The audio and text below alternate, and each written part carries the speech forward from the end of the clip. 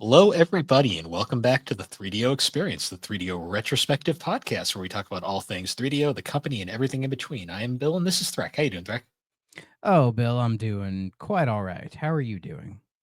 I'm doing okay. Today was a weird day, and that's not because we're recording this on April Fool's Day. It was a really strange day. Fair enough. Fair enough. We're not doing anything April Fool's related. We didn't. Honestly, I didn't even really think about it. So, no jokes here. Yeah. Um.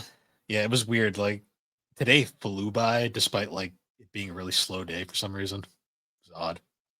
Yeah, that happens sometimes. So, I I looked up at the clock and it was already 3. I was like, oh shit. yeah, and I've been binging all the Trek movies because I don't know if the Geeks Addicts that we did about Trek is out yet, but ever since then I was like, I need to start watching this shit again. So I've been slowly working my way through the movies. About done with the TOS ones, and I'll move right into the TNG and rewatch the Kelvin. Oh, I don't know if I'm looking forward to rewatching all the Kelvin movies, but I mean, the first one's okay, and then everything after is like, it's eh. the '09 Star Trek movie is probably the best Star Wars movie since Episode 3. Yeah. Yeah. Like it's basically J.J. Abrams auditioning for Star Wars, and yeah, but And he did better here than he did in Star Wars. yeah, but Into Darkness. Oh god.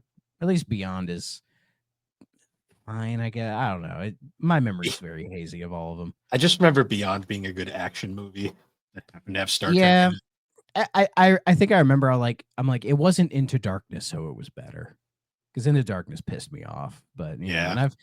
and I've had arguments with people about that with the whole Con Spock thing and people trying to defend why Spock would do what he did in Into Darkness. I'm like, guys, have you not fucking watched Star Trek? I don't care. This is a different timeline. He's still a fucking Vulcan. Vulcans don't act like this. They don't. Yeah. Okay. Unless you're his like brother, and look what happened to his brother. What does God need with a starship? Yeah. Jim, you don't ask the Almighty for his ID. But rewatching these, it reminded me that my favorite Star Trek character is Bones. Yeah. I don't think I like any other character more than I like Dr. Leonard McCoy. He's fucking great. The Love that Doctor guy. always is like one of the best characters in every series, I swear. Dialysis. What is this? The fucking Dark Ages? Yeah.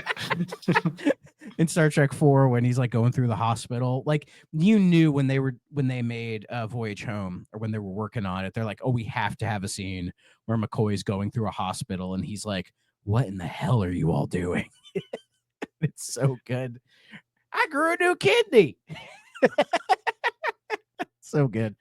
I could talk how much I love Star Trek 4 forever, but we're not here to talk about that. So this was supposed to be the Primal Rage video where we talked about giant monkeys throwing up on dinosaurs, but unfortunately our guest couldn't make it. Yeah, that's Uh partially on me. I wasn't exactly clear on when the episode was. But I talked to Matt and we worked it out. So okay. So that'll yeah, be a so few weeks from now. But yeah. So we'll discuss it then. So today will be kind of a filler-ish episode. We'll talk some 3DO. We'll talk probably a lot of non-3DO because at the time we're recording this, the Switch 2 Direct has not happened yet, but the Switch 1 Direct happened, so we can talk about that. And we might do something on the Super Pod for the Switch 2 Direct. I think we should, but it's all depending on everybody else. If we don't, we'll probably talk about it here. So it'll be interesting to finally. It's weird. Yeah, it's the dawn of the final day. Like we're hours, literally hours away from it finally getting to see what the whole thing is, and I'm gonna be fascinated by it because there's been a lot of leaks in the last day or two about like the C button and all this other stuff that's going on, and I'm just kind of avoiding it. I'm just like, you know what? I'll wait.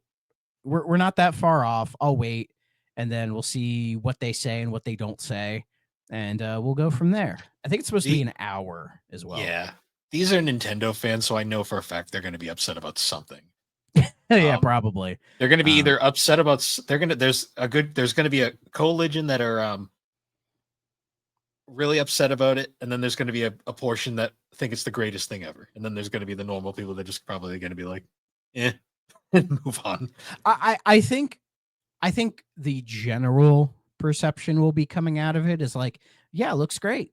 Looks great. I'll probably get one to replace my if it's going to work as like a seamless transition to where everything we have now with our Switch ones will transition right into Switch 2 with no problems. I think a lot of people will buy it day one just for that. So that they can just move everything over, sell off their Switch 1 or give it to somebody and there you go, you know. And I think that'll work out. But I think what we're most curious about is the price. With all the like Yeah, with all the dumb tariff shit going on and all that stuff, it's like, everyone's thinking this is coming out in June. Price tag is still up in the air. I think it's gonna be 400, and I think 400 is fine. I can yeah. live with that. Um, but it's gonna depend on if there's enough there day one for me to warrant buying one day one. Otherwise, I I might just wait. probably, I'm probably not even going to buy day one. I've been burned too many times from buying consoles day one at this point. So Yeah, that's fair. I've never bought a console day one. And I was thinking about if this would be the one where I finally do that, but probably not.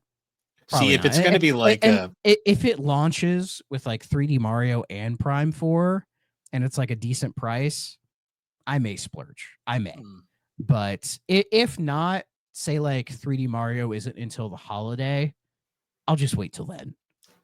yeah, like if it's going to be like PS5 where it basically is just going to replace my original Switch, I don't know. I might, because even now my PS5 barely gets used as a PS5. Um, Yeah. Though I trust Nintendo to have more enticing software throughout its life compared to say the PS5. I hope so. I mean Nintendo has done a really good job of every like couple months or whatever releasing something that a lot of people have interest in. Like even throughout the entire Switch's life, like there's always been something interesting. It just So I, it's crazy to me that like we're in Gen 9 now. Gen 9 has literally been going on for 5 years, which is pretty much as long as Gen 6 lasted, not counting the PS2 going on forever. And it feels yeah, like we've gotten like nothing this entire gen. it's just because so many companies are still sticking with making PS4 and Xbox One games Yeah. because they're BC and not enough people migrated to the new hardware to consider making them just for that. You know, I mean, you're starting to see now more and more games be PS5 Series X only. I think it's Um, because there is enough people with PS5s at this point that they're seeing a justification for it. yeah, exactly. The only ones I'm seeing still PS4, Xbox One versions of are say like little like 2D games, like more kind of indie stuff, like retro collections, that kind of stuff, which makes Yeah, like perfect sense. the Like there's no Lunar reason to collection. not yeah, the Lunar collection. Like there's no reason to not have that on PS4 as well as PS5, right? I don't There's even no think it's reason not getting a to. I don't even think it's getting a PS5 version. I think it's just going to be Okay. PS4 and it's compatible regardless. Yeah. So It might get an upgrade in like a year or something, but I mean, I don't know who's how gonna much you care can at that point, right? I don't know how much you can upgrade a PS1 game. So They'll find a way. They'll find a way. Um, but yeah, I'll say, did you want to segue real quick into the Switch One yeah, we direct can. that we had? Because there wasn't too much here. Yeah, it was very not a lot happened. It was very It was mostly stuff we had seen before and stuff that's multi-plat as well. yeah Like there's a couple Nintendo only things that are interesting, but like say like Dragon Quest 1 and 2, like we've already seen that. I mean, we got more of a detailed look at it and it looks like how I expected it to. And yes, I'm going to buy it and play it, so I'm not even worried about that one. But no release date, still 2025, which is surprising. I'm amazed it's like 2025. To be honest, I feel like I'm surprised Yeah, they it'll. didn't try pushing it out. Nah, I think it'll come out this year. I'm trying to remember. I think the 3 remake came out in October last year, so I wouldn't be surprised if this is like a September October release. Mm. But maybe they're not dating it because of the whole GTA 6 thing, which I know sounds really fucking weird, but like I mean, I was talking about this with like say like why they didn't date Prime 4. One theory I have, because we also saw Metroid Prime 4, more of it with the psychic abilities and all that, and it looks great. You know, I'm excited for it. It feels like overall people aren't like losing their shit over it. Maybe it's just because we've been waiting for so long and we finally got to see it a while ago, and we're like, all right, it's real, great, you know. I think the Um, problem is like the hype train for it died so many years ago that people are just kind of like, oh, cool. they're just like, it's another Metroid Prime, They're just and it cautious is. to be optimistic now because they're like, It'll be a good game. I'm oh not. no, I'm sure it will. I was never worried about Prime 4 being a bad game. It'll be a very good game, but I think it's just one of those things where it's like you get so hyped for something and then it just becomes like a fever dream for like 20 years. And then it finally shows up and you're just like, oh, that's cool. But like all yeah, your excitement is burned away. So you're just kind of yeah. But it wasn't very, 20 years. It was well, like 8. it felt like 20 years. Yeah, when you throw COVID in the middle of it. I think if COVID didn't happen, the game would have probably been out by now. I still am curious what that original That Bamco. the Bamco version. Yeah, Oh God, I'm we so will we curious. will never see that. Like We'll how never bad see it. was it that Nintendo flat out said just pulled retro off of Donkey Kong to be like, please make a new Well, Metroid. no, they were working on the Metroid Prime remaster at the same time. That's what they were working on after Tropical Freeze. And they presented that to Nintendo, and Nintendo's like, "Oh, that remaster looks good. Do you want to work on 4?" And they're like, we like just started this." They're like, "Yeah, but can you work on 4?" And they're like, "We'll try." And for a while, they were working on both at the same time, Yeah. which is why they took so long to come out, I think. So, but yeah, Prime 4, I mean, it looks great. I'm excited for it. Yeah, it doesn't have a date on it. Again, I threw the GTA 6 theory out there because there's so many companies that are not dating their games because they're waiting for when GTA 6 will drop so they can stay as far away from it as possible. And it's like, I know it's like it's Metro Prime, it's different, but like GTA 6 is gonna swallow everything whole. Oh yeah. Like seriously, anything that comes out within that like month, nobody's gonna fucking give a shit because it's GTA 6. You know, which is a Yeah. good and a bad thing. You know, like I think GTA 6 is going to do really well and will cause like a nice bump in the industry, but I feel like it's not going to be the bump everybody wants it to be. No, it's not going to And be there will like be the a mini video game crash. like everyone's saying it's going to be another 5. I'm like, no, it's not. 5 was such a It'll once in a do life. super well. Like it's It going will. like the hype for that game has not died down at all because Like it's GTA 6, and also it's like normies, you true. know, like so there it takes longer for their hype to die down. With us, it's like we're always playing something, so it's like, you know, we'll True. get to it. But like 5 I guarantee, was just such a wild thing like when that came out and it was like holy shit. well, it's because it was building off of everything else that like GTA had just kept growing and growing. Mm. That by the time 5 came out, like it was the right time for the next one because 4 was in 2008. So this is Yeah. 2013, which was like 5 years later, which felt like right, you know, the right time for it. And it was at the turning point of the new console generation as well. So a lot of people probably bought a PS4 and an Xbox One with GTA 5 right there to play it. Yeah, it's crazy when you remember that GTA 5 is technically a PS3 and 360 game. Oh yeah, my friend bought it for PS3, and I went to him for that midnight launch or went with him, and that was a fun night. And then like Was we the got place full back. of kids? Like when I No, bought it? there was Oh, not a shit. child in sight. It was all like Oh, us, like early 20 somethings. Like thank that was God. it. When I Yeah, got there was it, no children. the place was swarming with kids, and I was like, "This is fucked up." Like on so many levels. Yeah. There wasn't any kids, or at least I do not remember any kids. I Well, remember like dudes aged from like 18 to 35. That's what I recall. So, and a couple like girlfriends that were dragged along. yeah. You know what was I the remember a most? few of those. You know what was the most fucked up? That game came out right around the same time as Pokemon X and Y. Yeah. And Pokemon X and Y, I went to that fucking midnight. Well, it was more like a early morning release because they didn't bother doing a midnight. One kid and like 130-year-olds just chilling to get Pokemon. That's And the then I go and Pokemon get fan base, dude. GTA and it's like mostly kids. And I'm like, this is messed up on so many levels. Could you imagine being the GameStop employee being like, well, you don't have your parents with you, so I kind of can't sell you this. There was the kid, when I was picking up GTA 5, there was a parent with her kid. The kid couldn't have been more than like 7. Like this was a young kid. Yeah, that's yeah. That's And like if I let my son play GTA. I oh mean, yeah, honest to be fair, I don't think he has any interest in it.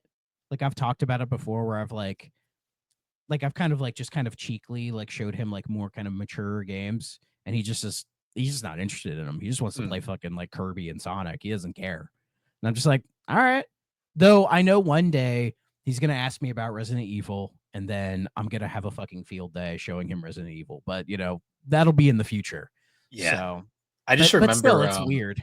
oh yeah, like the there was the kid in front of me, like the parent, like the guy behind the counter did not want to sell her the game, but he had to, and he was like really trying to push the fact that he's like, this game is not for kids. They drop like so many swears like within the first 5 seconds, like really like not good ones for a kid that age to hear. Yeah. And the mother keeps trying to justify it. And the funniest part was I happened to be standing behind her. So she actually looks at me and goes, "You played these as a kid, right?" And I just looked her in the face and said, "No, my parents didn't let me play this shit."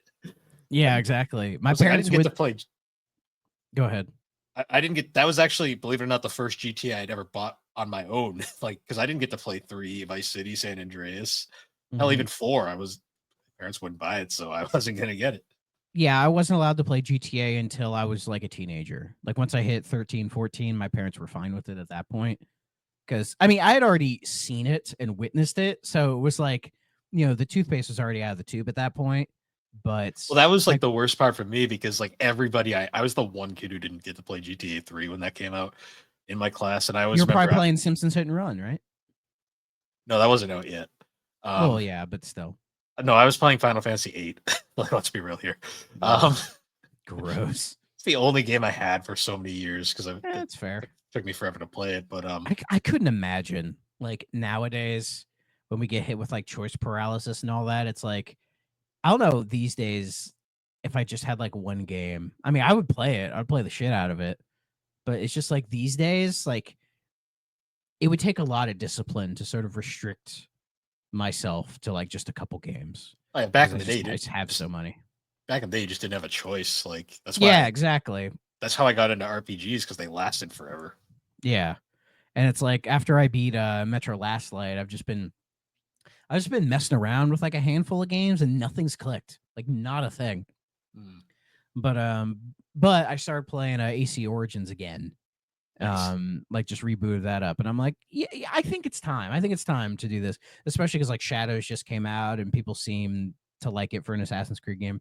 So I'm like, maybe it's time to go back and mess around with Origins because I really like Origins. Hmm. It's just after a while, I'm just like, oh yeah, this is like a giant Ubisoft game that goes on forever. Yeah, Though it's not as bad as the other two, but true. um, I I just need to, booted up. I just need to sit down and deal with it. I over yesterday I booted up Castlevania Symphony of the Night, so I'm Nice. starting to play that. I was kind of like debating which version I wanted to play. I ended up settling on the Saturn version because I haven't actually fully played that one yet. Yeah, that's the one I want to play because it's the version I've never played either. So that'd be an interesting one to check out. So That third hand, that third hand, the yeah. third hand, like you wouldn't think it would change that much, but my God, it's so convenient. Oh yeah, it does. Absolutely. And then I was trying to do my write up for Police Knots for the game club because Tony he told me that it was only me and him that played it. And I'm like, is that really? It was just the two of us. So like I was trying to write something up about it, but maybe I was hitting like writer's block or something. Like nothing was flowing out because I'm like, I have a lot to say about Police Knots, but like I don't know how to like convey it properly. You That's one of know, the reasons I wasn't able to really play much of it because I was just like, this is too much game for me right now. it's not even the game. I won't get too much into it, but like Yeah, there are parts of it that I really, really liked and have a lot of respect for it. But then there's like a chunk of it that I fucking despise and like really kind of upsets me. But yeah, if you've played the game, you probably know what I'm talking about. There are some things that I do not like in this game at all. But there are other parts of it that I think are really, really good. Like it's almost like Kojima trying to do Akira and kind of failing, but failing in a way that he makes it his own and it works. yeah. You know what I mean? It's yeah, but it's Kojima. So anyway, we got way off topic. Yeah, we did. Because what I was trying to say was like GTA 6, like I think even Prime 4 would be could be a casualty in getting swallowed up by GTA 6. And I don't and I suspect Prime 4 will be the best-selling Metroid game of all time. I hope so. I think it'll break because like first-person 3D game, a big hyped game, it'll probably be cross-gen, so it'll have that audience for it. So it will do really well. And Dread did really well also, and I think this will do even better because it's like more of a modern type of game. I think the yeah. remaster did really good too. Yeah, it sold pretty well. Not as well as they were hoping, I think, but it did well. I'm trying to see what else. Tamagotchi Life is coming back. Oh yeah, they're Alex is so hyped for that. I'm just like, oh god. When I saw that, I was like, they're playing into the memes, and they did with like, to be fair, with like that the game, voices of the people going up, you know, the weird like robot voice stuff from there. Yeah, I've watched a lot of Tamagotchi Life YouTube videos of people singing. Me and shit. Alex went through a binge of that game back when it first came out so long ago. And it's an Alex game. The little bit I know of her, I'm like, that seems like a game for her. It is one of those games that you wouldn't think would be addicting, but holy fuck, like it's just so stupid. Like that's the best way to describe it. Like I have no interest in playing it, zero, but a lot of people will get a kick out of it, and I'm fine with that. I honestly preferred its spiritual sequel, Fantasy Life. Fantasy Life is linked to. I thought that was a completely different game. Fantasy Life is like the level 5. Oh, not Fantasy action Life. RPG life sim thing. I'm thinking of the wrong name. Metopia. That's the one I'm thinking of. Oh, that could be like a spin-off because that's like the weird RPG thing with it's kind of like it's Tamagotchi Life if it was an RPG, basically. Okay, that's fair. That's fair. I considered getting Metopia, but maybe if I see it for $10, I'll grab it. That's another meme kind of game too, to be honest. That's fair. Yeah, that stuff doesn't do much for me. So just because it's like an unintentional meme. It's more like because you pick like Mii's to be like characters in the game, and some of the combinations are just funny. Yeah. I'm sure people have a kick out of them, but yeah. But anyways, let's see. There's a new AI Somnium Files game. I don't know anything about AI the Somnium Files. Is this like an AI made game, or is this one of those games that's making like a play on the whole AI thing? It's called a new entry in the AI the Somnium Files series. No sleep for Kaname Date, who I believe is like a character in the series. I've never played the series at all, so I don't know anything about it. It's like a mystery, like puzzly thing. I don't know. It's probably a game I would like. Okay, this has nothing to do with AI. Wait, you thought I was talking about like AI, like artificial intelligence? I thought this was like some weird, like surreal AI game for a minute there. No, this is like Spike Chunsoft, and it was like a visual novel thing that like kind of blew up a couple years ago. I've heard it's pretty cool. It might be a game I would like. I'm honestly not sure. But we'll see about that. I forgot this was even in the thing because I just heard AI and my brain immediately just went like yeah. But there was something that made me think of you the moment I saw it. It was a Raidu remaster, The Mystery of the Soulless Army. Like an Atlas game I have never heard of in my life. They were two PS2 games. Okay, I'm assuming this is related to SMT. It's because they said Devil Summoning. I'm like, oh, like Devil Summoner. That's what I thought it was at first. The full name of the first one, it has the dumbest fucking name. It's the full name of the first one is Shin Megami Tensei Devil Summoner Raido Kuzo Noha versus the Soulless Army. What a name. Yeah. What a fucking name. So it's only the first game. Have you played these? Oh yeah. Of course you have. Why'd I ask? I haven't finished them, but I've tried them. They're hard as fuck. They're hard as fuck Atlas games. I mean, Atlas making an action RPG kind of scares me. It's very, you can tell it had little to no budget, but what they did with the little budget they had was pretty cool. That's fair. I mean, what they showed, I'm like, this looks neat. They're It's cool. fun. It's yeah, They're it's just cool. hard. It's cool to bring it. It's interesting they're bringing this back. Like of all the games that they've done over the years that they could I'm bring back, they chose this one. I'm shocked they didn't do Digital Devil Saga. Yeah, I mean, it's almost it's like when they announce like, oh, we're doing Soul Hackers too. Everyone's like, okay, sure, do Soul Hackers too. I fucking Like love that Atlas, game. yeah, but like Atlas will just occasionally do something weird before then they do the expected thing. Yeah, because I just surprised they haven't done Digital Devil Saga because that's like those games are super. They got some Persona like pre-Persona vibes to them. Yeah, yeah, or the are those the tactical RPG ones? No, they're turn based. They Okay, were a because there's a series of tactical RPG ones that Devil people really Survivor. like. Devil Survivor, yeah, people have been asking for those. So, or they could do like Strange Journey Redux, or you know, Strange Journey Redux, Radiant Historia. I'd love another version of that. yeah, or do some with like SMT4, Hmm. or hell, just finally do some with Persona 1 and 2. Well, let's not get crazy. Yeah. They can bring back Raidu from the PS2, but Persona 1, no. They're gonna just out of nowhere be like, Machina X is coming back, and it's gonna be like nobody asked for this, but sure. It would be so funny if like somebody asked Atlas about Persona 1 and 2 and they said, "Oh, we already remade them." And it's like, but that was like forever ago. Yeah, That would be funny if they were like, "Oh yeah, we already remade them. Why would we do it again?" they're just like, what are you talking about? The series starts with 3. Be like, or there's like, get a PSP. You can still buy those, right? I mean, you can technically buy them on the Vita store still. Yeah, I did mess around with Persona 1 a little bit, The and PSP version, or the PSP version. okay, so the better but still jank version.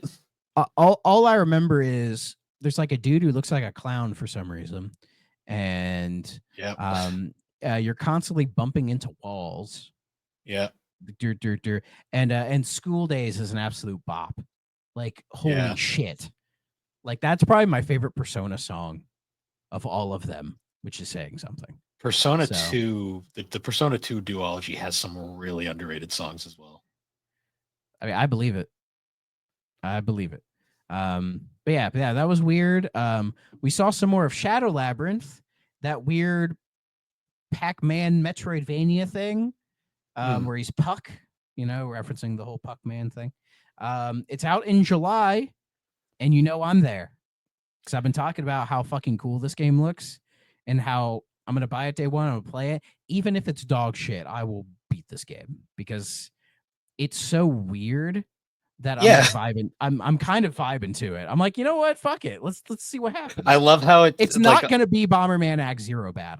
I hope to God it's not. I just love how like some of the write-ups are like an action adventure game loosely based on Pac-Man. I'm just He's like, right there. I He's know. there. They just don't want to admit it. I what was funny was I was listening to Gertzman and he's like, you know what they should have did? They should have called it Pac-Man 3 to sort of go along with like a Pac-Man sequel that has nothing to do with anything. Because somebody asked him about Pac-Man 2 a while ago, and he had some interesting things to say about that. It's like, yeah, they should have just called this Pac-Man 3. Yeah. The puckening. You know what's really this one is very speaking of things that who asked for this, Story of Seasons Grand Bazaar. So people love Story of Seasons. They Somebody asked for do. this. They do. But I'm saying this as a Harvest Moon fanboy. Why this one? This is one of the most boring as fucks like Harvest Moon games. Like this is from the DS era where they were like pumping these things out like every year. I mean, not to be that guy, but they're all kind of boring.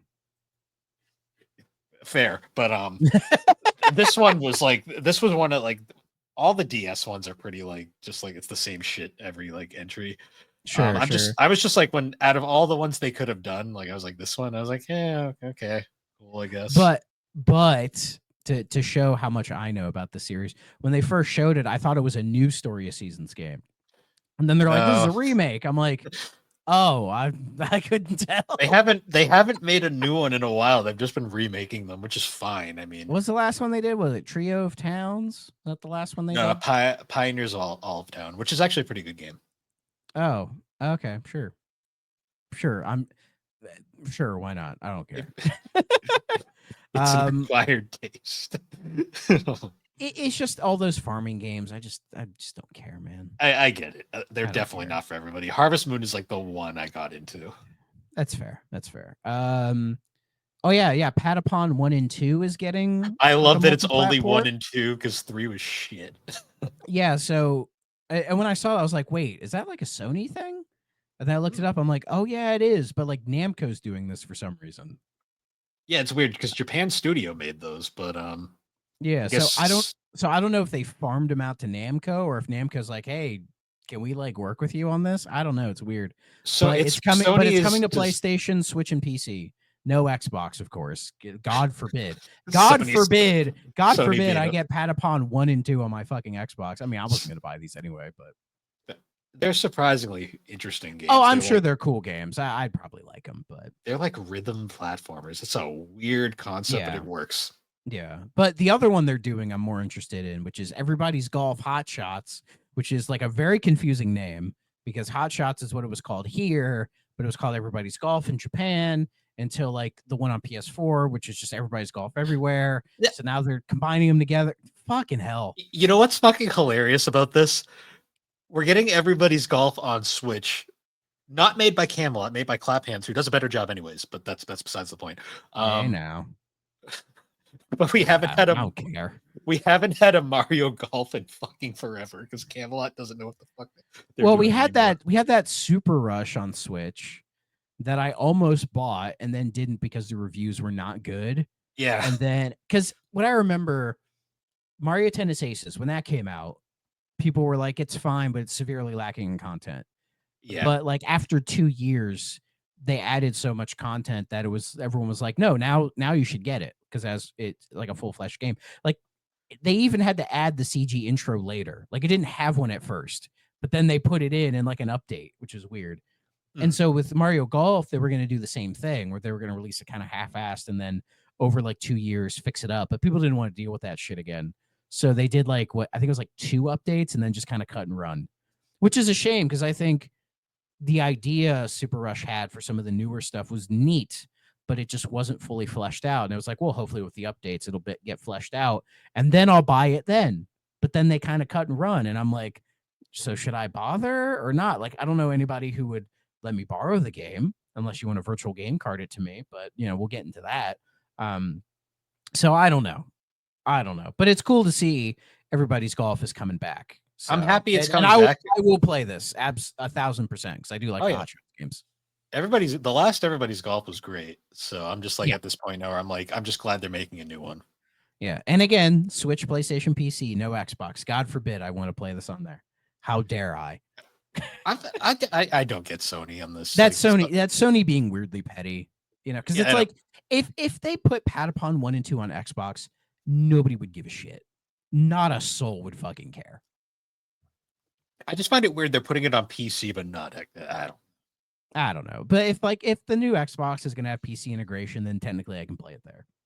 You know what I mean? Yeah, And then what and then it'd be funny if that is the case, and then Xbox and then PlayStation being petty just stops porting shit on PC. That to would be be funny. honest though, this is such a Switch ass game. Like I would probably play this on Yeah. Switch. Yeah. I mean, I will probably play this one on Switch as well. So or Switch 2. So yeah. Let's see what else was there. Oh yeah, there's that like Witchbrook, like Harry Potter minus the transphobia, I think. People seem really into that. Oh yeah, Sure. Sure. I don't Good like on you. Harry Potter, so yeah. Yeah, but good But on you, Chucklefish. You found a way to get everybody to do Harry Potter without saying the word Harry Potter or without oh yeah, giving J.K. Rowling any money. So good on you. yeah. Saga Uh, Frontier 2. That was I- cool. I've never played a Saga game and I don't really care. If you like Sorry. RPG, cool. Yeah, That's there were one game that did catch my eye: The Eternal Life of Goldman, which is like this really nice, like 2D, like hand drawn 2D art, and the gameplay looks kind of DuckTalesy, but like yeah. also a little Shovel Knight.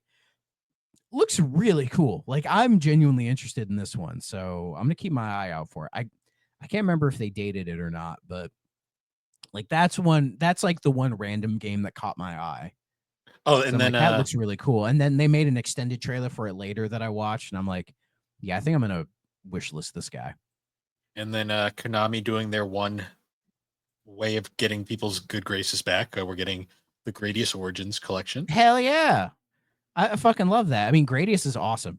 So It is, but we're like, also getting Salamander Life Force, Salamander 2 as well, which is yeah, and Salamander 3. M2 just decided to make a new oh, Salamander and just okay. throw it in there. And I'm like, fuck yeah. So I'm absolutely all Cool. over this. I think, yeah, August 7th. So yeah, I I'll wonder be there how for many that. I people love are. Gradius. Oh yeah, It's a shame they didn't do some of the later Gradius. Like, what's the one on PS2? Is that Gradius 5? either five. Yeah, I think it's five. Yeah, that game is really fucking good. It's a shame it's not here, but whatever. But it's cool to see more Gradius. Why not? I'm not against it. I'm not against it. I wish IREM would do this with like R type, like get a nice R type collection. I would be I all over that. or Treasure, like give us a proper collection of all their shoot 'em ups. A man can dream. Let's see what else. Rift of the Necro Dancer got shadow dropped, which is cool. I'm Neat. like, I should really get into these, like this series, because there's the dungeon crawling one, and then there was the Zelda one, and now there's this one, which is like Guitar Hero. I don't know. Again, these look like cool games I would like. I've just never gotten into them. So Hmm. Yeah, but there was some interesting stuff overall, but for the most part, it was kind of just like it was like most Switch Directs. Whenever I see them now, I'm just kind of like, cool, and then I move on with my life. well, I think a big one was there's a new Rhythm Heaven game. I think that's a big deal. I saw it and I was just like, sure. I mean, I was like, why does this look like a phone game? Uh, sorry. Um, Yeah, but I know with like the Rhythm Heaven series, if I remember correctly, the main guy who was like making all of these like got sick, and that's why they like stopped making them. I think he had like lung or throat cancer or something like that.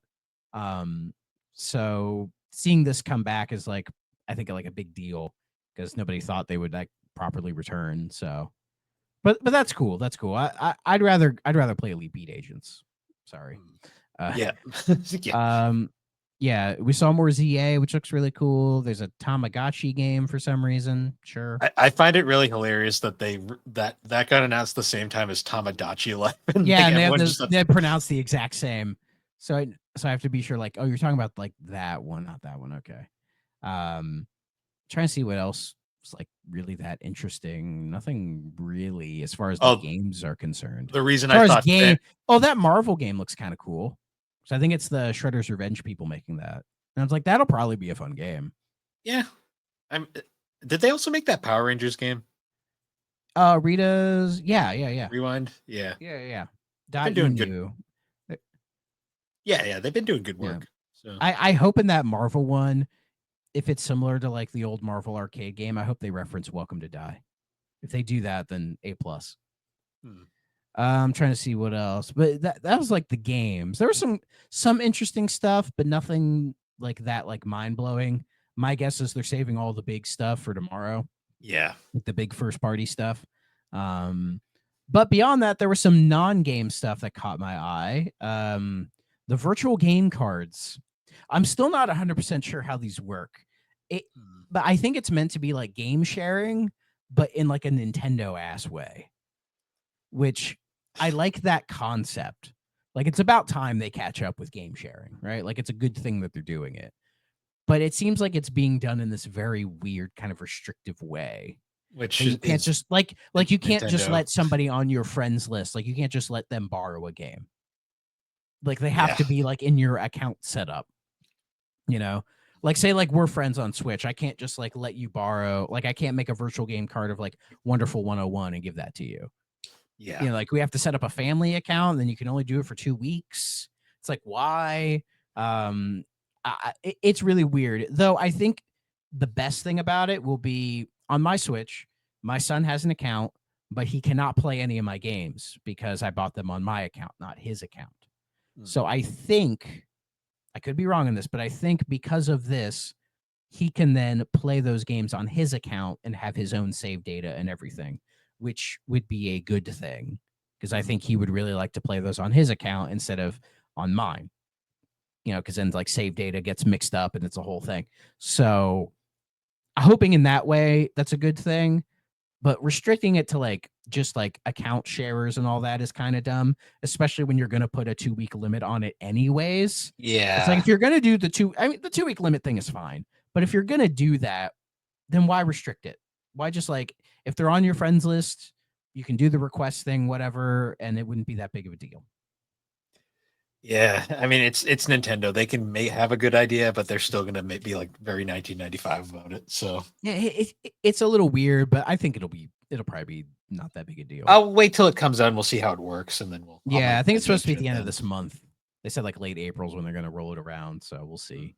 And then the other thing, which I found kind of hilarious because it's such a Nintendo ass thing to do, and that is they announced a news app or like a calendar app or something. Ooh. Yeah, Hooray. and when I saw it, I was like, that is really fucking stupid. And they're like, we're gonna have news on it every day. And I think people, according to people who've looked at it, that's not true. They haven't had something every day on there. But I was just like, this is really stupid. And then like 10 minutes after, it hit me like a ton of bricks. I'm like, they're doing this because of the leaks, Mhm. because of all the leaks that have happened. They're like fucking pissed off and they want everybody to look at them when they talk about shit. And they're like, we need to keep people in the loop. So by keeping people in the loop on our app, that's how we'll do it. Is just through that. Yep. And yet, and in doing that, that's when they decide to announce that they're making a Zelda movie. Yeah. Like Ooh. that's how you rope people in. They're like the Zelda movie that's been rumored for like 15 years now. They're finally fucking doing it. Did you see that Um, joke about like the console wars were the past? Now we have the movie wars. though I don't think Sega and Nintendo are competing on movies. I think Well, it's no, a whole different. I think it's a whole different ball game. Sonic already won. Genuinely, Sonic already I mean, won. the Mario movie did really well. It did very well, but like the fact that the Sonic movies just get better and better and better. Yeah, and it's like, and yeah, movies are just it's a different competing type of vibe, anyways. But yeah, I guess See, they finally announced they're doing Zelda movies. Are these live action? I'll wait and see on it. No, because I thought they had said, and apparently they're doing a trilogy. Like they're doing three, and the first one's coming out in 2027. They're working with Sony on it. Oh Um, no. Oh no. yeah, it's gonna be Astrobot. They're gonna try to put Link in Astrobot, and Nintendo's gonna have a fit. Um, but yeah, it is a live action movie. They're doing live action Zelda. Yeah, Sony. Eh, we'll wait and see. Um, my thing I is, I'm mean, not a huge Zelda fan, so it's 2 years away. So we'll see. We'll see what they do. My I guess kind of is it'll probably be shit.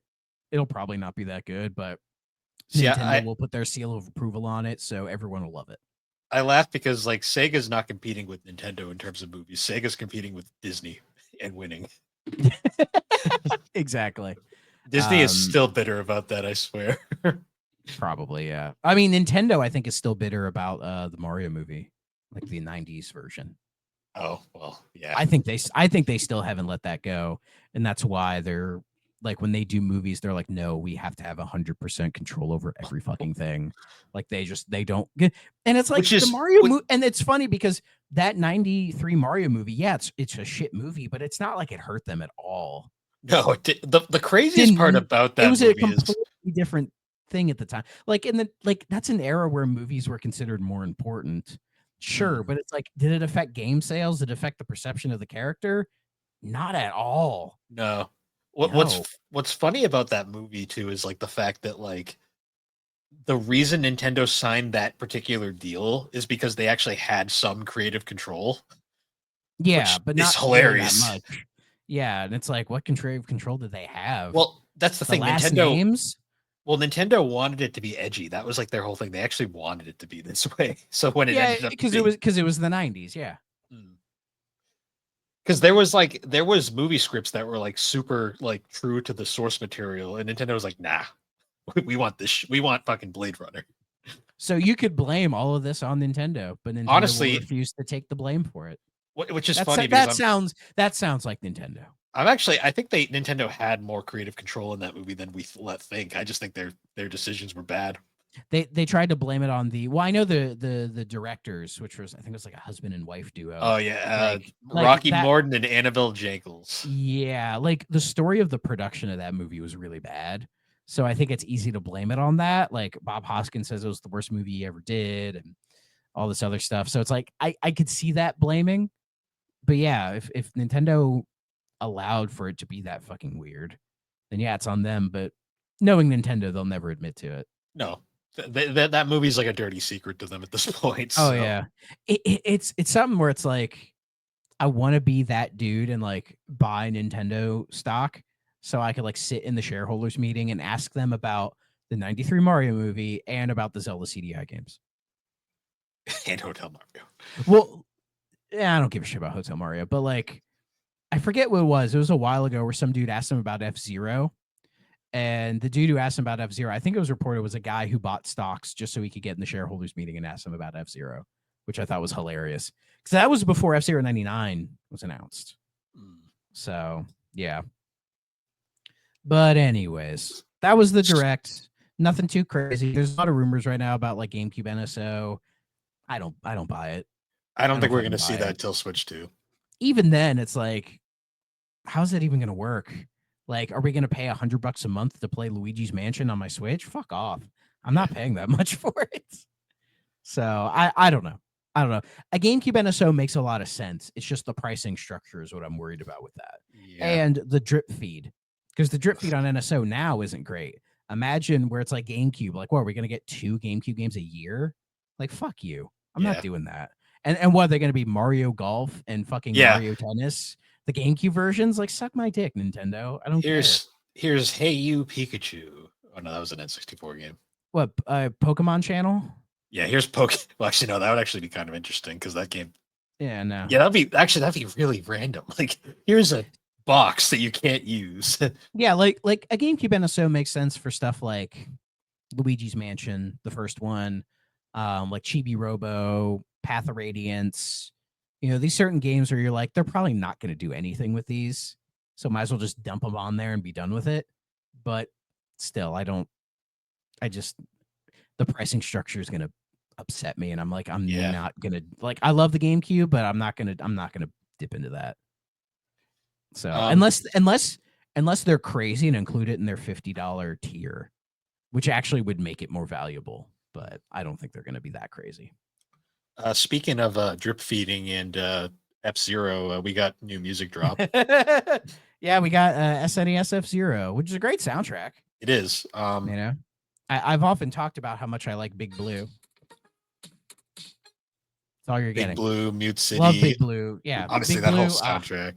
Every time I play an F-Zero game, I always do Big Blue just for the song. And even the Mario Kart 8 version of Big Blue, like that, like kind of jazzy version of the tune is pretty good. But really, my favorite might be F-Zero X on N64. X was really good. That version of Big Blue is so fucking good. I love GX's soundtrack, even though I'm not a huge fan of its versions of Mute City or Big Blue. I just love F-Zero GX. That's probably the best game in the series. See, my favorite track in GX is the fucking casino level because it was made by Sega, so it has to have a casino level. Of course, yeah. That track just fucking goes so hard, though. Oh. But yeah, F-Zero. Yeah, F-Zero is great. Yeah, F-Zero on Nintendo. Sure, why not? Sure. Is F-Zero X on there already? I feel like it is. Yes, it is. Yep. Okay, good. So the better version. They gave us X before. They gave us X before the original. Yeah, it feels like they're just throwing darts at a dartboard. They're like, okay, that one next. Or they're throwing it at the dartboard and it's just like random people at the office. And then like it hits their name and they're like, which one do you want? And they're like, this one. They're like, gotcha. We'll do it. Watch, they're gonna give us Star Fox Command before they give us the original Star Fox. I mean, the DS needs a couple more games, so let's get that would be amazing. Fuck giving us Assault because like that soundtrack's good, so why would we give them that one? It might be weird because like Bandai Namco was involved in that. True. Yeah. I don't know. Again, how dare Nintendo just put this shit on all the like Oh yeah, we Spotify, we Apple didn't. Music, Deezer, all that stuff, because they probably could have just dumped it all and be done with it. Just like, Yeah. here's everything, fuck off. But they don't want to do that. Oh yeah, we forgot to mention that the Kirby and the Forgotten Lands thing that we didn't realize. Yeah, it was only part of it. It wasn't the whole thing.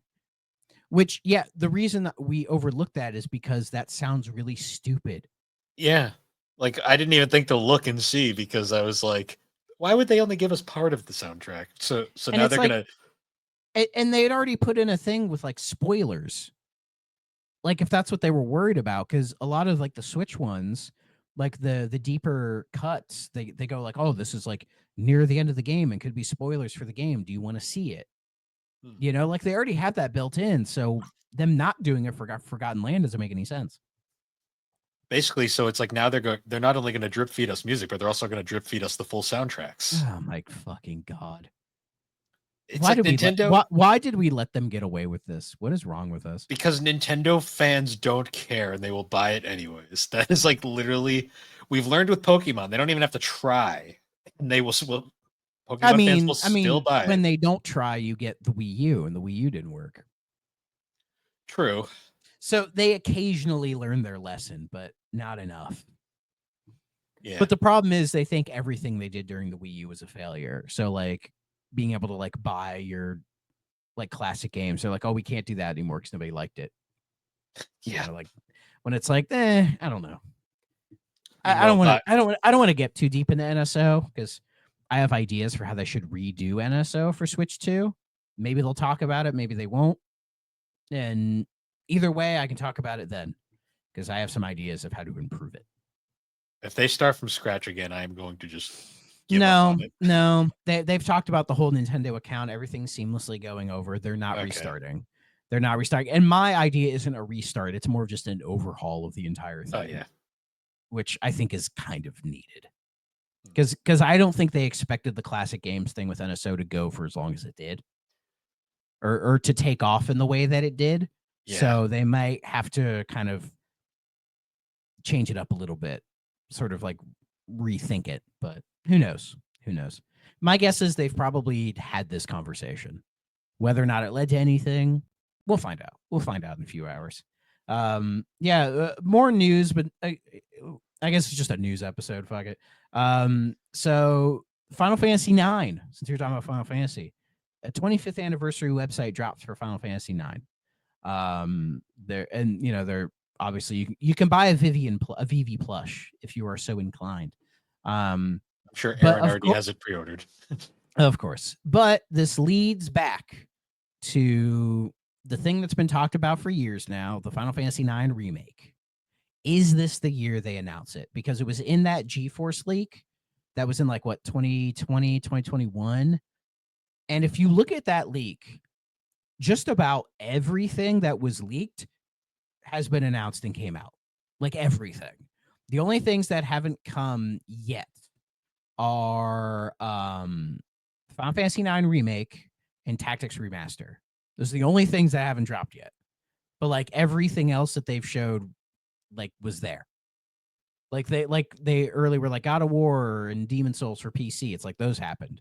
Like the GTA trilogy, that happened. Like Bayonetta 3, like all this stuff. So is this the year we see Final Fantasy IX remake? I don't know about see it, but I think we might get an announcement. Yeah. And I'm pretty sure they're not going to FF7 remake it. I hope not, because from what I've gathered from the little bit of news about part 3 of that remake is that they learned their lesson. And they're like, we shouldn't have done this. I think they have regret in how they kind of let this drag on for so long and how it's become a meme, right? The whole FF7 remake. And I think they're like, if we're going to do more games in the series and remake them like this, we're not doing it this way. Like it was really stupid. Yeah. So they basically just made an entirely new game that was set in the same universe. It's not even that. It's the fact that it's like 3 separate releases over the course of like a decade. And it's like, you didn't know. This was stupid. Yeah. Like, you should have just dropped the whole thing. If you wanted to do it in 2 parts, I guess. But like, you can't do it that way. And FF9 isn't going to survive that way. Like, it's a fan No. favorite, but it's not going to carry that same weight like FF7 does. It's just a fan not. favorite, but it's somehow even less known than 8 is, which is kind of bizarre. Oh yeah, people go from like 8 to 10. Well, because they like the Numora games. They're not so much Yeah. into the 9 is a weird one. 9 is a very weird one. I like 9, but 9's not very beginner friendly. That's actually weird. Most people say 9 is the most beginner friendly. Not from my vantage point, dude. But what do I know? It's the most old school. I'll give it that. Oh, for sure. For sure. But yeah, if this is the year, sure. I think it would be nice to see it. I think FF9 deserves like a big old beautiful remake of the full game in one package. I think people would like that. And it's a game that deserves it because it's a very beloved game. It's got a great story. Yeah. Great story, great characters. People really like it, and it feels like a send-off of like Final boss of Final Fantasy. Final boss still comes out of fucking nowhere, but that's besides the point. Anyways. Just seeing. Night Dive says they want to do 360 and PS3 game remasters, which I'm down for that. Sure. Night Dives have been killing it recently with all of like it seems like they'll just pick some of the most random games to bring back, and then you do, and you're like, yeah, fuck it, why not? A part of me, I'm not gonna lie, because I think last year on April Fool's Day is when they announced PO'd. A part of me was like, are they going to announce Cyberdillo? like, are we going to actually go here? I don't think they would go for Cyberdillo. No, I think they want to go for games that are like actually competent. Yeah, not just disco. Yeah, exactly. Because let's see, this year they've done last year they did The Thing remastered, A Killing Time, which that'll be fun to when we eventually do that. This year so far, they did a remaster of I Have No Mouth and I Must Scream, which is a really good point and click game from back in the day. And they did the System Shock 2 remaster, because a big thing with them in System Shock, and they're working on Sin Reloaded, like Sin from I've never played it. When are they going to do Heretic and Hexen? God damn it. But yeah, they said they want to tackle more 360 PS3 games. Nice. And the game they used as a reference for them doing this era, what do you think is the game they referenced? A shooter from this era that's like kind of forgotten, but when you see it, you're like, oh yeah, I remember you. Wolfenstein 09? No. What? I have no idea. Haze. Oh, ew. Ooh. I don't know about that. Fuck it, I don't why know. not? I'll try it. I'll try it, but I don't know about that one. They use it as an example, and in the back of my head, I'm like, are they working on Haze remastered right now? I mean, I'll try it, but I don't know. I don't know, man. That's one that I'm just like, sure, fuck it, why not? I would honestly like to see them do a nice remake of the original Far Cry. That would be cool. I think they could handle that. Give us a Time Splitters collection. Time Splitters, yeah, especially because that studio's dead again. So yeah, Time Splitters. The game that the killed the 007 first time. Nightfire. They could do like Nightfire. Oh, the 007 Nightfire. That game is so fucking good. I know. Oh, that would be great. They have a lot of potential. They do with that era, and sure, why not? Just don't do Frontlines Fuel of War. I hate that game. Yeah. Or Duke Nukem Forever. No. I'd give it a shot. I'd give it a shot. Don't waste your time. I like that game more than no, honestly, a game I could see them doing, now that I'm thinking about it, Quake 4. Oh, Quake 4 would be Quake cool. 4 sounds good. Yeah. They could do that. They already have another goddamn Raven game. Yeah. I mean, they're making Call of Duty now, so maybe they'll do Singularity. Hell yeah. That's a good game. I like Singularity. Give us a Black remake. Anyone remember Black? That would be sick. That fits. That fits. I would like a Black remake. Let's see. I have one more news story that's just kind of random. I did not know Billy Mitchell was getting was Oh, getting sued by Carl Jobst, or he'd been like he was well. suing Carl Jobst. Yeah, this was literally one of the biggest like things of like this was a thing that people just kind of like assumed they knew what was going on, but had no fucking idea what was going on. I didn't even know this was a thing at all until I was looking at VGC and it said, "Oh, Billy Mitchell won in a case against Carl Jobst." I'm like, "What? What? What?" And So then I read the article, but you explain, Bill. it was basically a case of like Carl had made a statement about something that was pretty kind of edgy, probably shouldn't have said it. He ended up retracting it like a while back. Yeah, But he got sued for defamation, I believe, which surprised me because that's a very hard thing to win a lawsuit with. But yeah. It was like, yeah, he had. I think he was saying that was like, oh, Billy Mitchell faked the Donkey Kong high score, which I think has been like proven he faked it. well, that's not actually what the lawsuit was about. The lawsuit was about Carl had made a statement about if of another creator who had, I believe, taken their own life or something. Oh It was a really man, it was a really edgy statement, and he Carl did retract it, but unfortunately, once it's out there, it's out there, and apparently Billy Mitchell's people had some pretty big, they had some dirt. yeah, that they could use. Carl basically he flat out said like, yeah, I fucked up. I lost here. But people, of course, are now running because nobody actually reads any of the shit. They just take what they see and they spin it their own way. And now people are claiming Carl was a hack the whole time. And I'm just like, you guys didn't read anything. I mean, whatever. I, I mean, I have no say in this. I just remember when Carl was part of the whole completionist thing. Yeah, which that one's weird to me too because that's not even like his shtick. His shtick was always finding like cheaters and speedrunning. That was always his thing. Like, but I don't Yeah, know. yeah, and that's probably why he went after Billy Mitchell, because Billy Mitchell's speed running has been contested for quite a few years now. You know what But I the thing is, the whole the video, the was it the movie they made on Billy Mitchell and that other guy for Donkey Kong? Like both those guys have been surpassed like long oh ago. yeah. But just whatever. The whole thing with this now is like because there's like separate lawsuits going on about Billy Mitchell because I remember like critical he actually had to apparently go into like a court meeting because Billy Mitchell used this time he farted on camera as a legal dispute.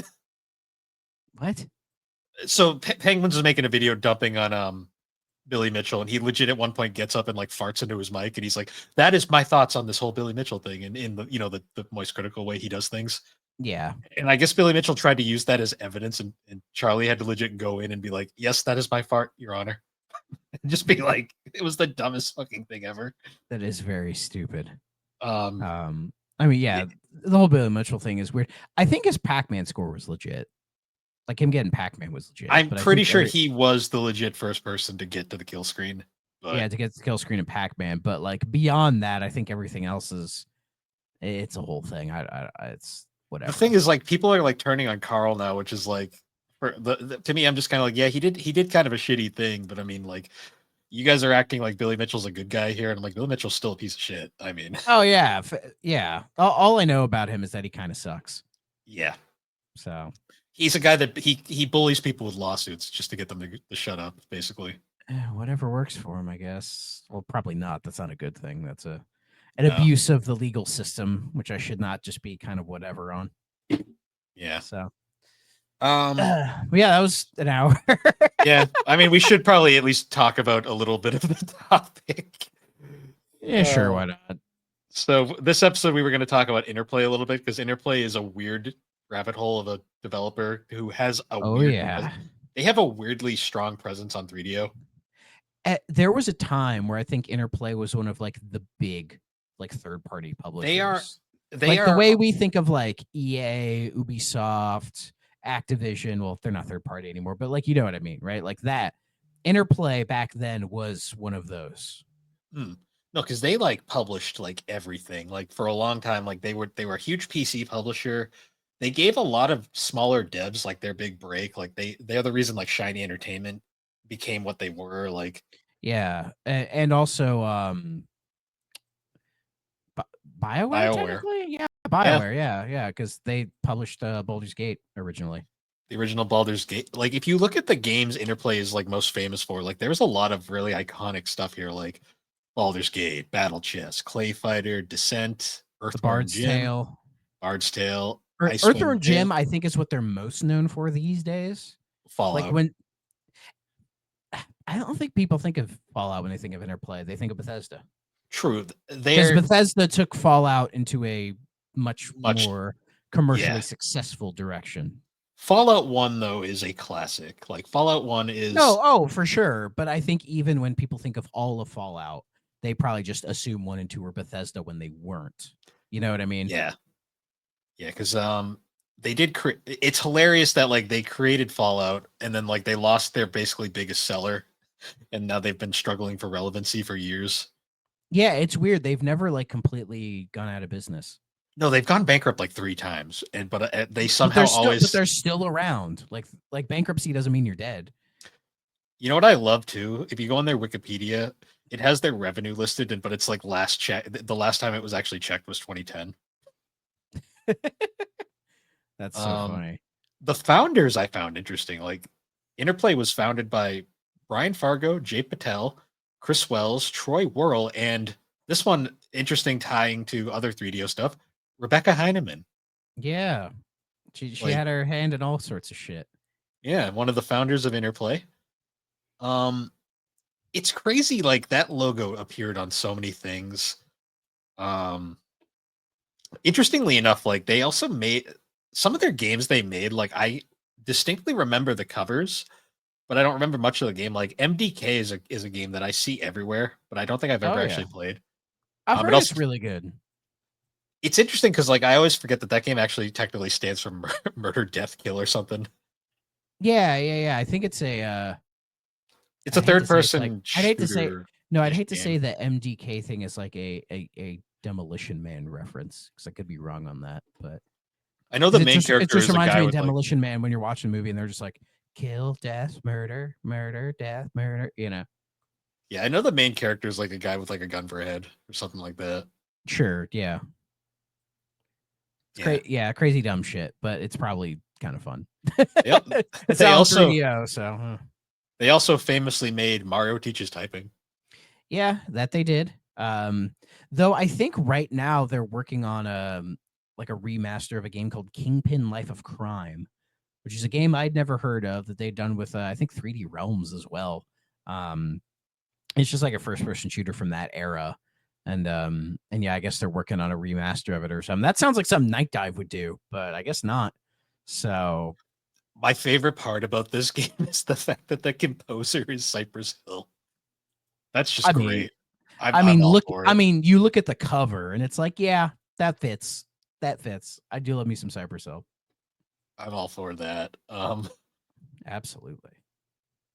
Yeah, it's weird because like they apparently tried to bring back Black Isle Studio, and then like they also went out of business. But then I guess Black Isle is still around, according to Yeah, this. I don't know. I'm kind of baffled by the idea that Interplay still technically exists. Yeah, because they just like they never technically went out of business. They just like constantly go through like bankruptcy. Like most of the things they're famous for, they no longer have access to. Like they famously sold Fallout to Bethesda to get out of bankruptcy, but then And look they how that just turned out. well then they decided they still had the rights to Fallout and decided to Oh, make they made that one real crappy Fallout game, the Brotherhood of Steel, right? so that was before they sold the rights. That was the last game they made. Okay. Um, they tried to make a Fallout MMO called Fallout Online. And they actually got pretty far in development, but then like as they were trying to release it, Bethesda was like, "Hey, that's ours." Like, Yeah, like you know you sold that to us, right? And they're like, "What?" and I think in the process of the lawsuit, they ended up actually losing their rights to Fallout 1, 2, and Tactics. Yeah, it's all owned by Bethesda now because Fallout 1 and 2 are on PC Game Pass and they just have Bethesda on them. Yeah, because I actually own 2 copies of Fallout 1 and 2. I have the original Fallout collection that Interplay would like fart out every couple of years just to keep the game in print. And then Just I to be have like, hey, we made these. You know this series. Fallout 3. That's popular. What about 1 and 2? We made these, I swear. Yeah. And people swear by those games, and I'm sure they're great, but it's like, I'm not trying to say they're like bad games. I'm just kind of joking They're about heavily the whole dated, Fallout situation. but They Fallout they 1 is appeal to a specific kind of person. Like if you like that era of like CRPGs, like these games are right up your fucking alley. yeah. Fallout 1 has a very important place in gaming history, but I wouldn't say it's aged Absolutely. the best. Yeah, for sure.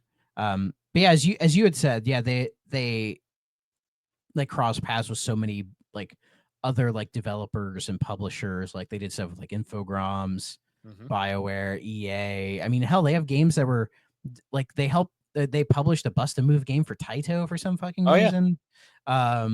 Like they did some stuff with Visual Concepts, um, like like Parallax and like Volition. Like so they have like Mm.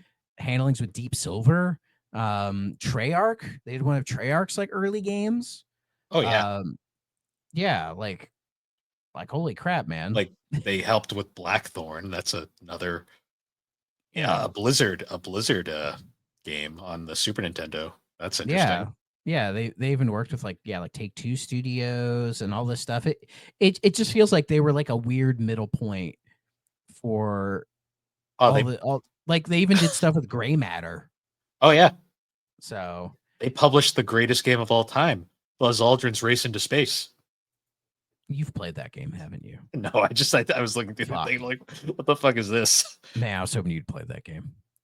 Um, Yeah, it's just a lot of a lot of Star Trek games. Since I was talking about Trek, they did the 25th anniversary Weird Adventure Trek game. Yeah, they did that. Star Trek video games are a whole nother beast. They did Carmageddon with one of the thank most hilarious video game covers of all time. Yeah, that is an amazing cover. Yeah, just so many just like kind of random stuff, like some really good shit and then some other like not good shit.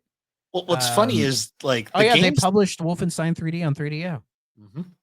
in Siberia, greatest game ever. That's a pretty good game. It is an Yeah, experience. like Alone in the Dark, Another World, Battle Chess, the Casper game, Siberia, Kingdom: The Far Reaches, which we have not done yet. I didn't even know it was a 3DO thing, but we will do that. Yeah. So they've dipped their toes in 3DO, but like not to like a crazy extent. It's a cover that appears a lot more frequently than I expected. Oh, Earthworm Jim 4. Hell yeah. That's totally for the Amico. It's coming for the Amico, goddamn no. it. It says reportedly canceled. Well, yeah, because the go. Amico is basically dead in the water. Yeah. Yeah. Good.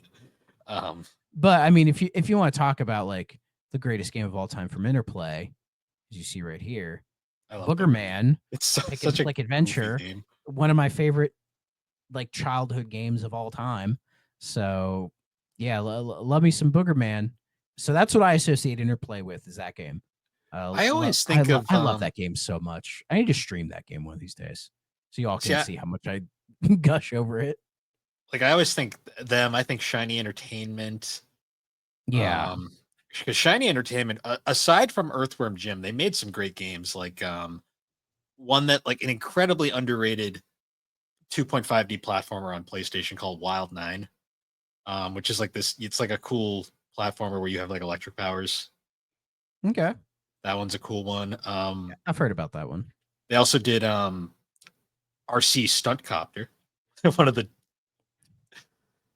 it's a game. It's like the most realistic RC helicopter simulator you'll ever play, to the point where it's the most difficult thing like in existence. I could only imagine. Yeah, just so much. Just I think one of Interplay's biggest issues, looking at all the stuff they do, is that they don't really have a clear identity. Like nothing about them is like, oh, they're this or they're that. Like even the big publishers of today, like EA and Ubisoft, right? Like they have like visions and ideas for what their games are. Like an Ubisoft game when you see it. Even if like Assassin's Creed, Far Cry, all the stuff they do, like they're different games, but they all have this sort of Ubisoft-ness about them. But looking at Interplay, they don't have that consistency at all. Like it is just completely all over the place. the thing when I think Interplay is there's like two halves. I think of like the goofy shit like Boogerman, Earthworm And Earthworm Jim, Jim, yeah, Play Fighter, stuff like that, Carmageddon. And then I yeah, think like they had a lot of computer like CRPGs, like Western yeah, RPGs. yeah. They Like were kind of essential in the CRPG landscape, making Baldur's Gate and Fallout. yeah, Two beloved IPs that still to this day, even that like Neverwinter Nights. I don't think they did Oh Neverwinter yeah, Nights. Neverwinter Nights. That I was think that was them. well, that was BioWare. I'm not sure if Interplay published it or not. Let's find out.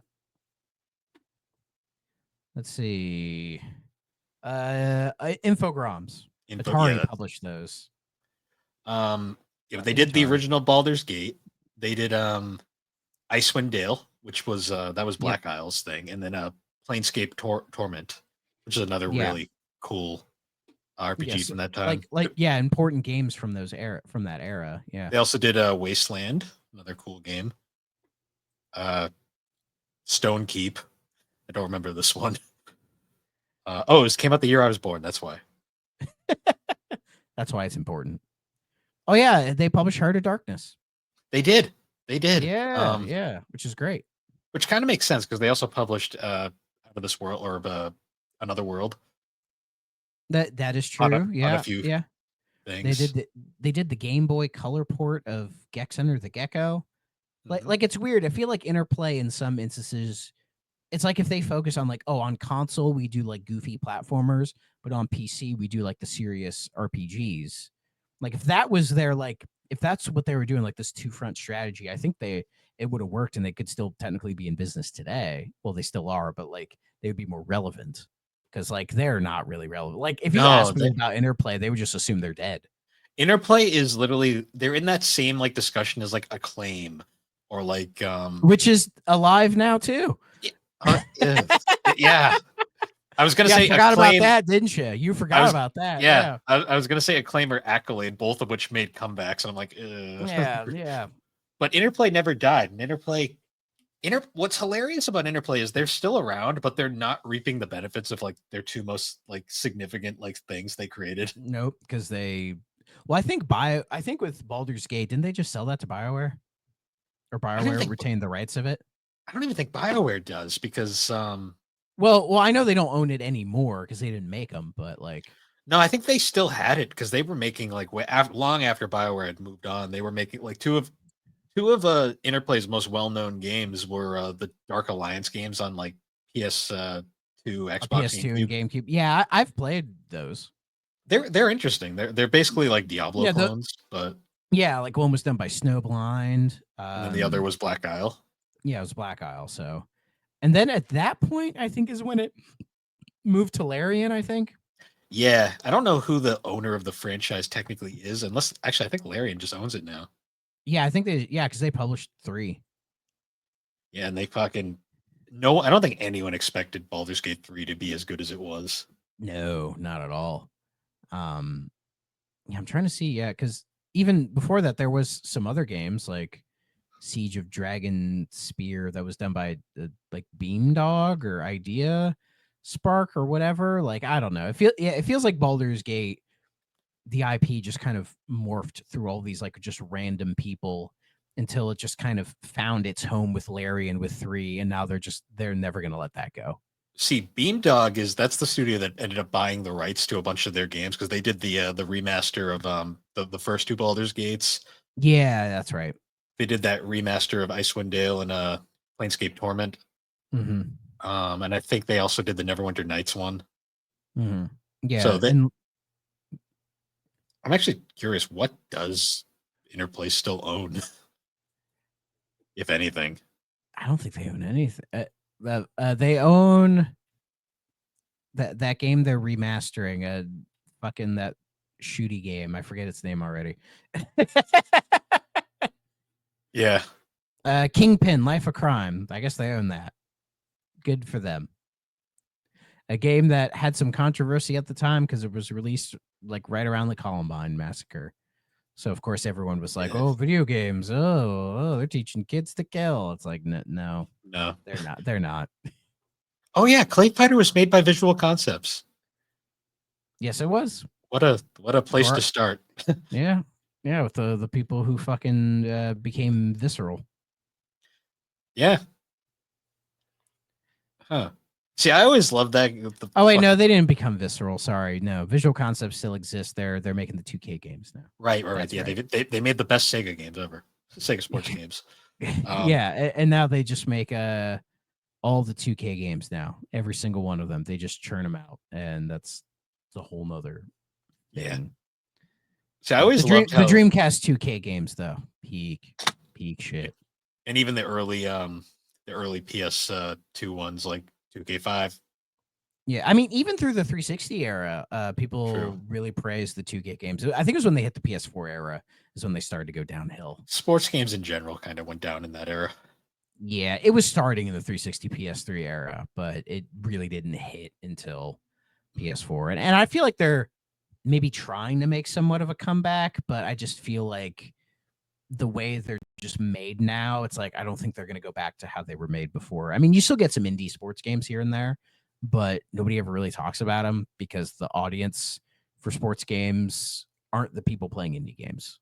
They're just not. There's maybe a couple of them, but it's not the same audience. You know, like all the people who buy Madden every year, they're not going into like looking up indie football games on Steam and playing those. Even though there's some pretty good ones, they're not playing those. Yeah. You know, it's really funny. Like one of Interplay's probably most notable games is the Bard's Tale. And I just look at Yes. this game and I'm just like, this is like Ultima, where I'm just like, this is like that's such like old RPG that I'm just like, I couldn't do it. They made like more modern Bard's Tales. Like that series never really died. Yeah, there was that 2004 one I remember. Yeah, I remember seeing that cover all the time back in the day. And that was done by In Exile. In Exile, yep. Are they Yeah. still around or are they gone? No, Oh Microsoft yeah, owns them. Microsoft. Of course Microsoft owns Yeah. them. Well, because they did the Wasteland games and they're working on a Clockwork Revolution, Hmm. which like we saw that one trailer like a Oh, I year or so guess ago, and that game looks really fucking cool. I guess I've heard good things about Wasteland. It's just that type of RPG. I'm just not sure if it's for me. And I've like wanted to dive into one of the Wastelands, but I'm like I'm not sure, you know. And yeah. yeah, they made the Bard's Tale like like not that long ago. Yeah, they did. So Bard's Tale still exists, man. It ain't dead. That's crazy. And of course Interplay doesn't own it anymore because why would they? Yeah. Well, because I think they sold to EA.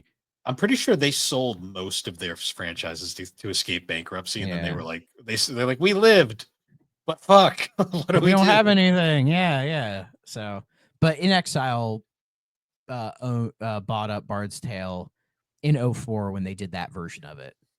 Which I remember when I Oh, looked because that version of Bard's Tale, I don't know, it looks like Fable to me. It's probably not Fable. I know they came out around the same time, but just when I see that cover, I'm like, that looks like it's trying to be Fable. But I feel like that's being very unfair to it. I just figured it out. In Exile was founded by Brian Fargo, the founder of Interplay, and he's Oh, so still he moved on to bigger and better yeah, things. he's still the CEO of In Exile to this day.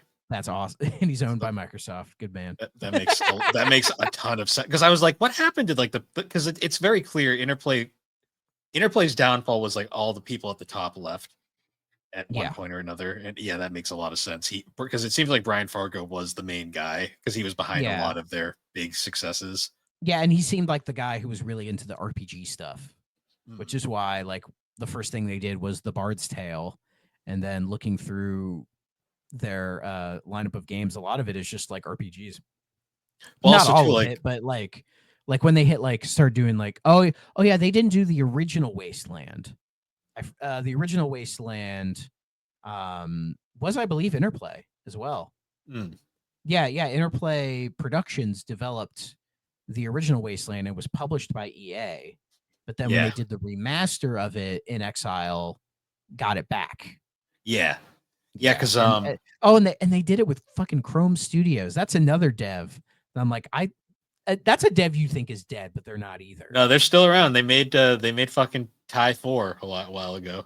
That's right. Yeah, and the old ones have been getting ported, like they've been getting HD'd, and I'm like, I really want to play those games because I've never played them, and I feel like I would like them. 2 is a really good platformer.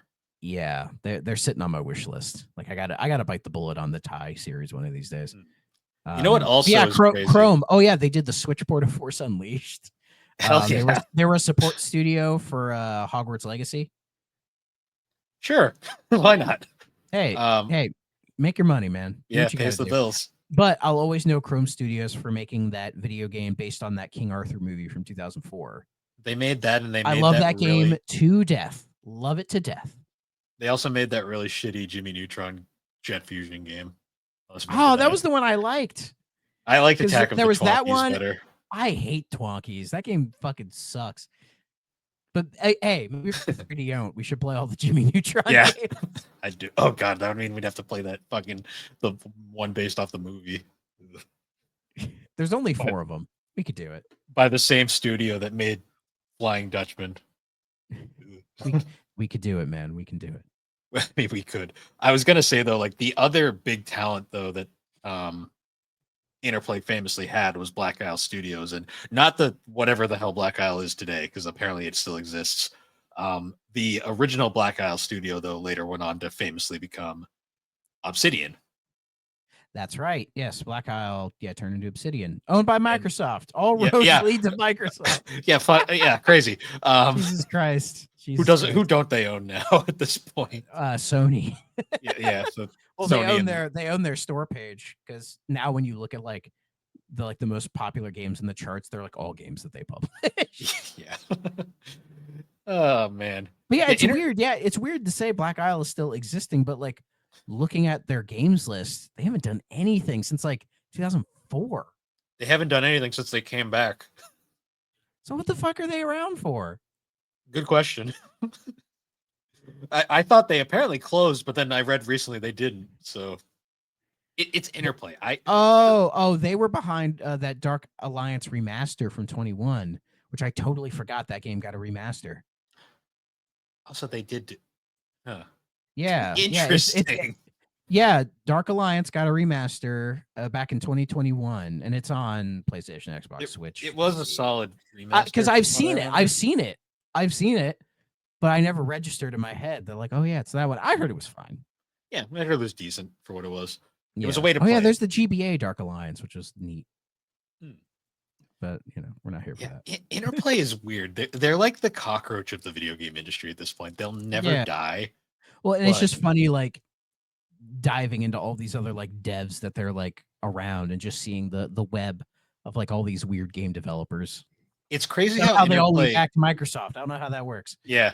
It's like 6 degrees of Kevin Bacon, 6 degrees of Microsoft. How many game devs does it take to get to Microsoft? Other than Shiny unfortunately died a miserable fate. But that's a shame.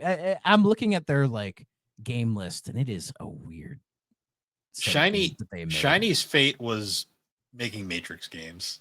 Like that was. They only made one. I thought they made both. I thought they made Enter the Matrix and Path of Neo. They made Path of Neo, which I think is the better one. I thought they made Enter the Matrix as well. Oh, they did. Well, the fuck? Why is it not in the list? Oh, it is. It's just because it's Enter the Matrix. Oh, okay. Yeah, they did. Enter the Matrix is the one I saw everywhere, but everyone told me Path of Neo was the better one. But I've not played either game. I've heard they're both bad. I've heard Path of Neo was better because it wasn't trying to do whatever the fuck Enter the Matrix was trying to do. Yeah. Well, there's a game here they did. Apparently it's called Messiah, and it has a really interesting cover art. Shiny made interesting stuff. They just that looks like it's an interesting game, but whether or not it's any good is a different question. They like famously like they didn't go out of business. They merged with the Collective. Anyone remember the Collective? Anyone? Why do I know that name? They made that really bad Star Wars Episode 3 game. Oh, that game, the console one? I like that game. I could never get past Count Dooku. So I could. Get good. I preferred the DS game that was a beat 'em up. Oh, that game's the better game for sure. But I have a soft spot for the console game. Yeah, I should make you replay it for 3D on so you can get past. Yeah, maybe stage. The last It's time I backwards played it, compatible on series, so I can play it on I here. mean, I own it. I have the PS2 version because I did rebuy it Yeah. because I said one day I will beat this game. Yeah. Um, Yeah, and the collective, yeah, they did that. Let's see, what else did they do? The Men in Black PlayStation game. oh, They made a Deep Space Nine game. Oh, they did the Buffy game on Xbox that everyone tells me I should play. I just realized when they merged, they became Double Helix Games. Yeah, that they did, and Double Helix still exists, I think. They Or no, they merged with don't. they merged with Amazon. Oh, What a fate. Um, oh yeah, yeah, because they were working on Killer Instinct, like the reboot yeah, of Killer Instinct, which was pretty but good. it is, but they're not doing it anymore. Now it's being done by Iron Galaxy. Yeah. You know what's really hilarious? Their first game was Silent Hill And Homecoming. Iron Galaxy is doing the new Tony Hawk 3 and 4. Oh, that's actually God, this is a weird rabbit hole. Yeah. Um, no, because like their first game was Silent Hill Homecoming, which gets a lot of shit, but I actually think that's it's one of it, it's the better. fine. It, Yeah, it's fine. oh, and they It, made Front Mission Evolved. Ew. yeah, I've not heard good things about it. Oh, that GI Joe Rise of Cobra game. Oh, and Oh, Green Lantern Rise of the Manhunters. oh, they did the Battleship fucking Oh yeah, PS3 360. That's I the first person shooter I that's love based that on like the game. movie, the Yeah, Battleship movie, where it's like fucking aliens for some reason. so I was like when I heard they're making a game off that, I'm like that it'd be really cool if they made like an interesting take on the board game, but I was like, no, it's a generic first person shooter. What was I thinking? But that's the thing, the Wii version is like the board game turned into like a tactical RPG Yeah, thing. And it's yeah. good. It's really good But Double because it Helix works did for the not make Wii. No, that. they did not make that. It They was made Magic Pockets, who doesn't have a Wikipedia page. God damn it. they made instead they made the Double Helix made the generic first person shooter set in that universe. Yeah, but they did make the Strider reboot, They did. which is a great game. They ended on a great final note because I don't count whatever UFOs love cows? UFOs love cows. I mean, they do. They're not wrong about that. It reminds me of the Barnyard game. It reminds me of Destroy All Humans, where I would just spend hours just abducting cows because I had nothing else to do. Yeah, that's fair. Um, Yeah, the collective. Oh yeah, they did Indiana Jones and the Emperor's Tomb. Love that game.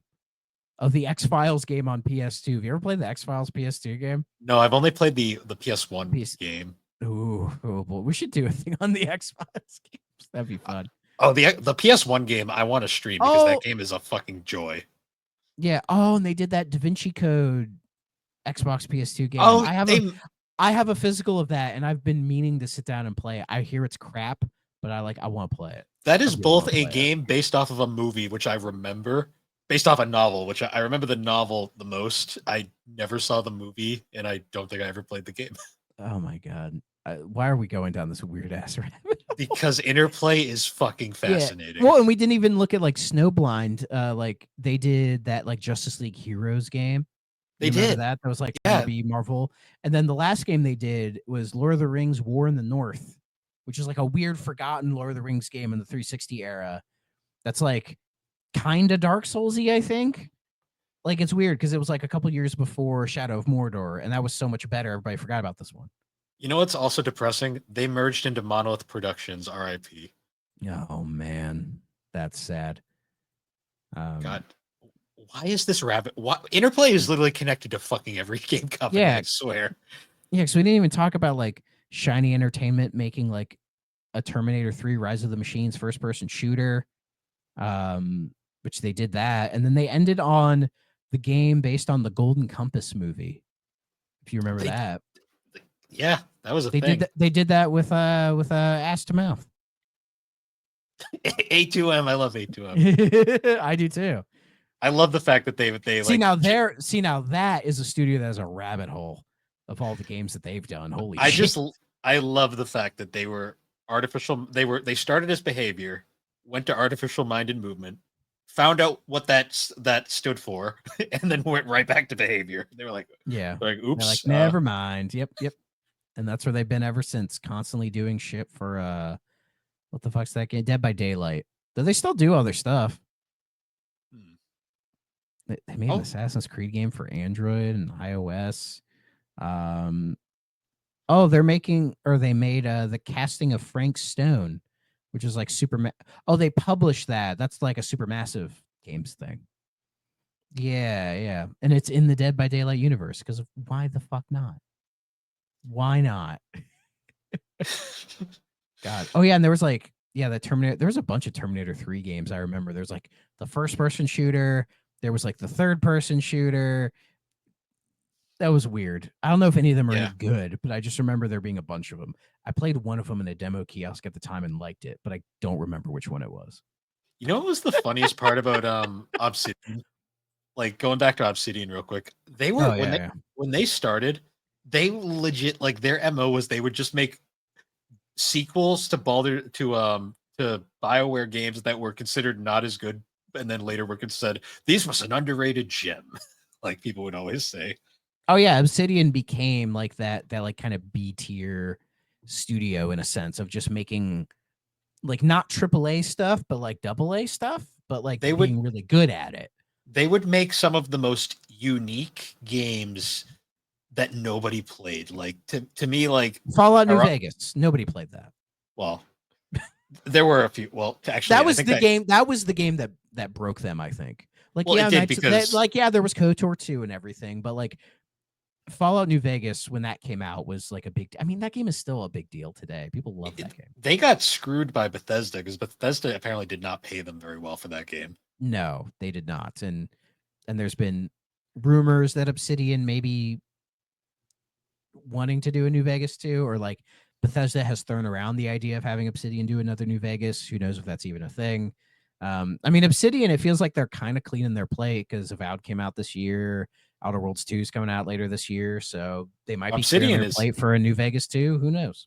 they've Obsidian's been like ever since they did Pillars of Eternity, like they've just been on this like rise, and it's so great to see because I love Oh yeah, Obsidian. they've been killing it. Yeah, though it's a shame with like Avowed because I mean some people like Avowed, some people don't, but I think it's like it's not a game that's meant to be like a triple A type of thing. Like it comes off to me as like it's like a double A RPG for people who like those kind of Hmm. games, you know, Well, I and it mean, one works of really well. But one being a first party Microsoft game, it puts it in a bigger spotlight. like one of my favorite games they had made was ironically a game that we might be playing soon, not for 3D, just for other things. Alpha Protocol. That did win the poll. I might So actually break out my PS3 to play it because I've been itching to play that game I would again. say I have my physical copy. It's in the backlog, and I'm very excited to play Alpha Protocol. I've always wanted to play this game. That'll be a fun one to do. I look It forward to it. one of the most unique storytelling I like concepts ever. Yeah, Like and it's not a super long game. no, it's not. It was very much a proof of concept, and it bombed, so it never got a chance to go anywhere. I think it's because when it came out, everyone thought it was like not Fallout, Mass Effect ripoff. Yeah, well, I mean, it screams Mass Effect from just like the pictures you look at it, but it's Yeah, I see the similarities, but they're not 100% the same. yeah, and also it was published by Sega. Yeah, It's really weird. So I'm like, Sega would publish. this game does not scream Sega at all. It was like how they also published like Renaissance of Fate. Like they just published weird shit during that era. Resonance of Fate. Resonance, yeah. Yeah, but that's a cool that RPG with guns. That's a cool game. Hmm. That's No, it a really really cool is. game. Yeah, Sega was like they were just trying to find their footing in the 2010s because then they were also publishing a bunch of platinum stuff. But like Vanquish feels like a Sega game to me. Yeah. But Yeah, this fucking rabbit hole where I'm just like, fuck, maybe I should try Wasteland. Interplay, like the best way to describe Interplay is they were a one of the heavy hitters of their time, and they've since just they went from being a heavy hitter to struggling for relevance. Like Oh yeah, absolutely. it's amazing that they're still around, in all honesty. Yeah, because it feels like they shouldn't be around anymore, but like here they are. Hmm. Love them or hate them, they're not dead. So Yeah. and sure, good for them. You know, why not?